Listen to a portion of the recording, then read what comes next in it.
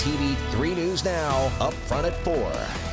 Former Vice President Joe Biden recently implored the tech world to help the Cancer Moonshot mission with their minds. Here in Omaha, one man is helping the Cancer Moonshot with an unusual tool, empathy.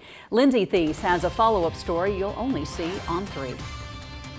A lot of bad things happen. I mean, we do brain aneurysms, ruptured aneurysms, bleeding brains, tumor resections, so a lot of people find out bad news on this floor. Former oncology nurse Craig Harrison knows brain cancer from treating it. I have been a patient on this floor. To being treated. His initial diagnosis was anaplastic oligodendroglioma.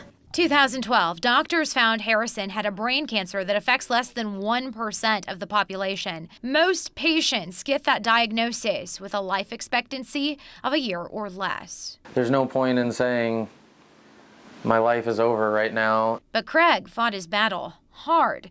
Surgery, 3 cycles of chemo, 6 weeks apart, radiation every day for 5 weeks, and he beat it. After living the dream of starting his own construction business, taking in more golf games, and starting a nonprofit to help people like him, Harrison is back at it. Back at Nebraska Medicine, he's an educator now, getting the future of oncology nurses ready for the Buffett Cancer Center, set to open this June. Any nurse that the managers hire, I do all their education and get them onboarded. He's also checked off some major life boxes. He's gotten married to the love of his life, Adele. They're expecting their first child in June. He's quick to add, though, his cancer battle isn't about him or his family. It's about those who lost the fight.